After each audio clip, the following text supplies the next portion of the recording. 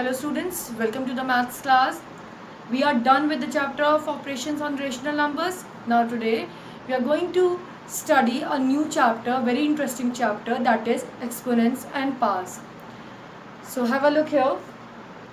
First of all, as the name suggests, exponents and powers. So what is exponent and what is power?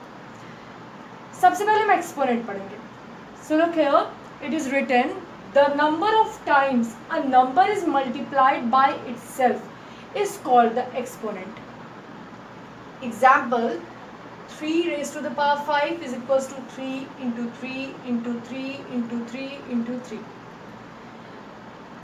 अब हम exponent समझने के लिए पहले ये पैराग्राफ समझेंगे. देखिए इसमें क्या लिखा है, इन दिस, आप सबने देखा ये एक टर्म लिखा है मैंने 3 रेज्ड टू द पावर 5. मैं इसे क्या पढ़ रही हूँ, 3 रेज्ड टू द पावर 5. तो सी है क्या लिखा है मैंने, in this 3 is called the base.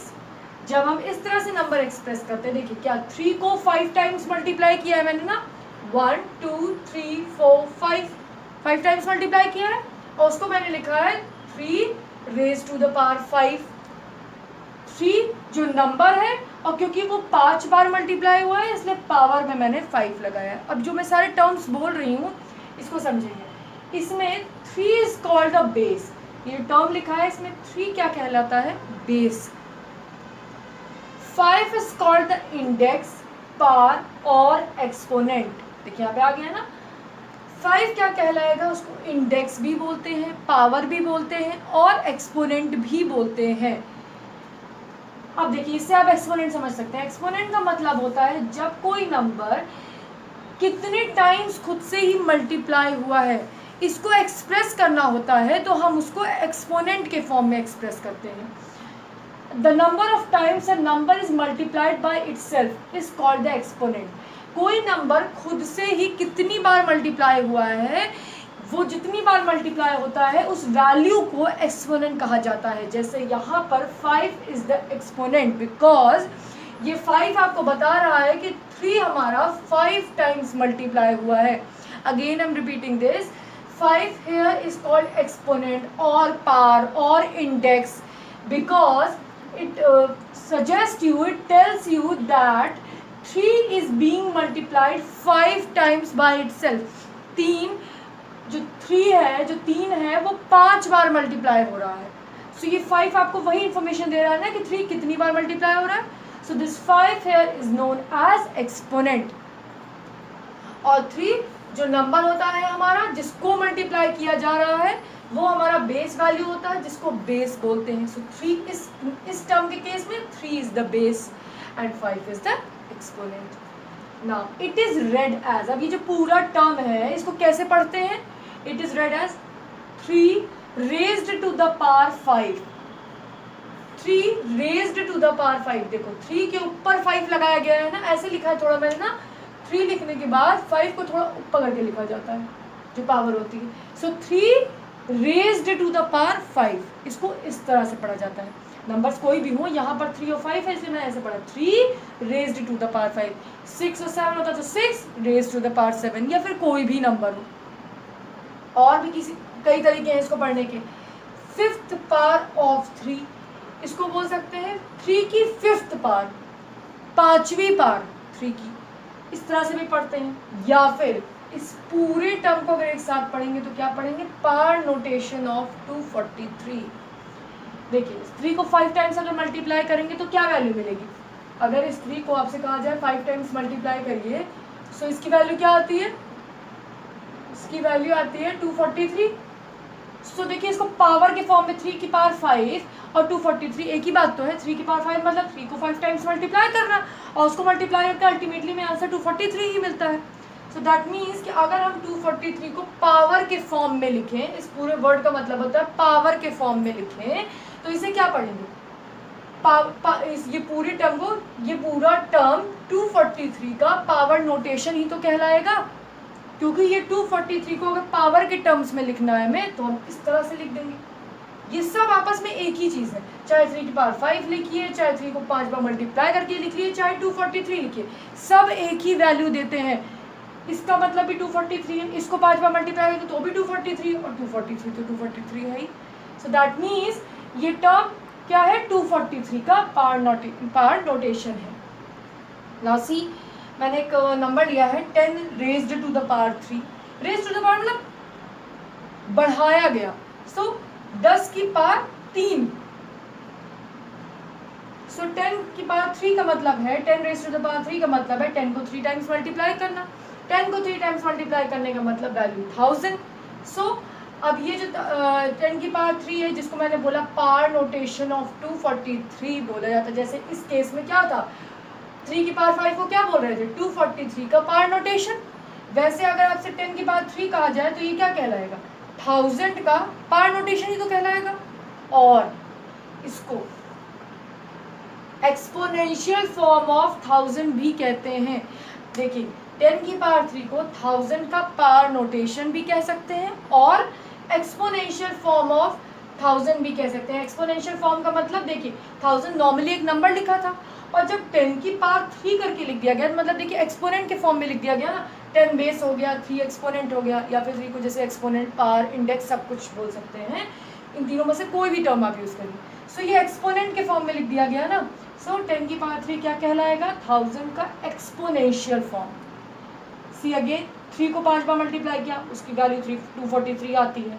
उसको 3 की पावर 5 भी लिखा जा सकता है। सो 3 की पावर 5 को हम क्या कहेंगे, 243 का एक्सपोनेंशियल फॉर्म। जब किसी नंबर को एक्सपोनेंट के फॉर्म में लिखा जाए, इस फॉर्म में लिखा जाए, तो उसको क्या बोलते हैं, एक्सपोनेंशियल फॉर्म बोलते हैं किस गिवन नंबर का। So these are the basic concepts of exponents and powers.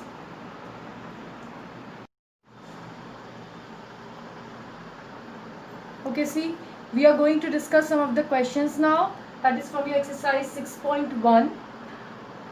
Question number 1 says, write each of the following in exponential form. You have been given some terms, some numbers, and you are asked to convert them into exponential form. Now, what is exponential form? As I told you, when you express a given notation into the form of base raised to the power, so this is something known as exponential form. जैसे आपको कोई भी number दिया है, आप उसको base और exponent या फिर एक्सपोनेंट को पावर या फिर इंडेक्स भी बोलते हैं। सो इस फॉर्म में जब चेंज करते हैं तो वो एक्सपोनेंशियल फॉर्म कहलाता है। सो सी, क्वेश्चन नंबर 1 पार्ट 2 से यहाँ पर आपको दिया था -2 multiplied by -2 multiplied by -2 multiplied by -2 multiplied by -2 and multiplied by -2। -2 is being multiplied 6 times by itself। -2 6 बार खुद से ही मल्टीप्लाई हो रहा है। सो हमें मैंने बताया आपसे कि एक्सपोनेंशियल फॉर्म में क्या होता है, there is a base and there is an exponent है। आप बेस वैल्यू बनाने के लिए आपको कौन सा नंबर चाहिए, वो नंबर जो मल्टीप्लाई हो रहा है बार बार, इटसेल्फ मल्टीप्लाई हो रहा है, खुद से ही बार बार मल्टीप्लाई हो रहा है, वही नंबर आपका बेस वैल्यू कहलाता है exponential form. So see here, -2 is being multiplied again and again 6 times. So -2 आपका बेस हो गया। So -2 देखिए मैंने लिखा है ना बेस पे। Now comes the question of exponent. अब एक्सपोनेंट में मैंने 6 लिखा है। 6 कैसे आया, आप चेक करेंगे कि जो नंबर है वो कितने टाइम्स मल्टीप्लाई हो रहा है खुद से। So see here 1 2 3 4 5 and 6, 6 times multiply हो रहा है ना। So this will be the exponent 6 here. Now it will be read as 2 raised to the power 6. मैं पावर बोलती हूँ, आप एक्सपोनेंट भी बोल सकते हैं। So 2 raised to the exponent 6. So likewise we will convert other questions also into exponential form. इस question में मैंने चेंज किया और हमें एक्सपोनेंशियल फॉर्म क्या मिल गया, -2 raised to the power 6. Moving on to question number 1 part 4. यहाँ पर देखिए आप एक्सपोनेंशियल फॉर्म में चेंज करने के लिए टर्म्स जो है सेम होने चाहिए। देखिए यहाँ पे -2 ही मल्टीप्लाई हो रहा था ना खुद से इटसेल्फ। अब इस क्वेश्चन में देखिए A B C 3 तरह के टर्म्स दिए हैं। सो तीनों को अलग अलग एक्सपोनेंशियल फॉर्म में चेंज करेंगे और वो मल्टीप्लाई के रिलेशन में है तो हम उसी अकॉर्डिंग लिखेंगे। ये नहीं कर सकते A B C को एक साथ करें क्योंकि वो अलग अलग टर्म्स हैं। एक्सपोनेंशियल फॉर्म का मतलब ये होता है कि इटसेल्फ खुद से ही सेम टर्म्स जब आपस में मल्टीप्लाई होते हैं। सो सी, पहले A चेक करते हैं, A कितनी बार मल्टीप्लाई हो रहा है, 2 टाइम्स। सो बेस, क्योंकि A मल्टीप्लाई हो रहा है, सो बेस में तो A हो जाएगा और कितने टाइम्स मल्टीप्लाई हो रहा है, 2 टाइम्स। सो 2 लिख दिया। b कितने टाइम्स हो रहा है? 3 time, so b raise to the power 3। c कितने टाइम्स हो रहा है? 1 time, so c raise to the power 1। Now अब इसको हम टोटली मल्टीप्लाई करके लिख लेंगे, तो a raise to the power 2, b raise to the power 3, और c के ऊपर मैंने पावर नहीं लगाई। आप 1 लगा भी दो तो भी बात वही होती है, और नहीं लगाओगे तो भी बात वही है। 1 कोई कंपलसरी नहीं होता लगाना। अगर आप यहाँ पे 1 लगा के भी लिख दोगे तो भी आंसर सही है, और बिना लगाए भी लिखोगे तो भी आंसर सही है। So this is the exponential form of this given term. Now see I have taken another question also, question number 2 part 2। यहाँ पर आपको न्यूमरेटर और डिनोमिनेटर के फॉर्म में कुछ नंबर्स गिवन हैं, और उससे आपको बोला जा रहा है कि एक्सपोनेंशियल फॉर्म में इसको आपको चेंज करना है। सो सबसे पहले नंबर्स को एक्सपोनेंशियल फॉर्म में चेंज करने के लिए फैक्टर्स में ब्रेक कर लीजिए, इसको एक्सपैंडेड फॉर्म में लिख दीजिए, तभी तो आपको पता चलेगा कि कौन सा ऐसा नंबर था जिसको और कितने टाइम्स वो मल्टीप्लाई हुआ खुद से ही, तो आपको ये नंबर्स मिले हैं। 64 कैसे मिला आपको, वो आपको पता करना है। 729 कैसे मिला, तो वो कैसे पता चलेगा, उसको फैक्टर्स में ब्रेक कर लीजिए, और ऐसे एक इक्वल फैक्टर्स में ब्रेक करिएगा, मतलब एक ही नंबर के फैक्टर्स में ब्रेक करिएगा। जैसे अगर आप 2 से मल्टीप्लाई करके चेक कर रहे हैं तो 2 के ही फैक्टर्स में उसको ब्रेक करिए, ये नहीं 2 इंटू सम अदर नंबर 4 और कोई और नंबर, एक ही नंबर होना चाहिए। सो मैंने 64 को ब्रेक किया, तो मैंने 2 को 6 टाइम्स जब मल्टीप्लाई किया तो I found that on multiplying 2 6 times we get 64। अब मैंने देखिए एक ही फैक्टर का यूज किया ना, 2 को ही मल्टीप्लाई किया 6 टाइम्स ना। देन ऑन चेकिंग 729 मैंने देखा कि 3 को अगर 6 टाइम्स मल्टीप्लाई करते हैं तो हमें 729 मिलता है। सो मूविंग ऑन, अब मैंने 2 को मल्टीप्लाई किया है तो बेस 2 हो जाएगा, और कितने टाइम्स किया है? 6 टाइम्स, तो पावर 6 हो गई। डिनोमिनेटर में देखेंगे 3 को मल्टीप्लाई किया है, सो बेस 3, और कितने टाइम्स मल्टीप्लाई किया है? 1 2 3 4 5 6 टाइम, तो पावर 6 हो गई। तो सी अब देखिए यहाँ पे बेस तो अलग अलग है, ऊपर 2 है नीचे 3 है, लेकिन पावर ऊपर नीचे दोनों सेम है। सो अगर ऐसा होता है कि आपका एक्सपोनेंट या जिसको पावर भी बोलते हैं वो सेम है, तो आप बेस को लिख के होल पावर लगा सकते हैं। होल पावर मतलब 2/3 बेस लिख दिया अलग अलग, होल ब्रैकेट लगाया, और उसके बाद 6, दोनों की पावर 6 है ना, तो होल पावर इस तरह से लिखते हैं, अब 6 लिख सकते हैं। ये उस केस में जब पावर सेम हो, न्यूमरेटर डिनोमिनेटर दोनों की। Moving on, I have taken another question, question number 2 part 3। -125/8 दिया था। सो अगेन 125 को आप पहले फैक्टर्स में ब्रेक करिए, किसी एक फैक्टर में ब्रेक करिए, और देखिए उसको कितने टाइम्स मल्टीप्लाई करने पे आपको 125 मिलता है। सो मैंने चेक किया कि 5 को अगर 3 टाइम्स मल्टीप्लाई करें तो 125 मिलता है। सो मैंने 5 के फैक्टर में 125 को ब्रेक कर दिया। अपॉन डिनोमिनेटर में 8 था, मैंने 2 का फैक्टर लिया, उसको 3 टाइम्स मल्टीप्लाई करके चेक किया तो हमें 8 मिलता है। दैट मीन्स मैंने 8 को 2 के फैक्टर में जो है ब्रेक कर दिया।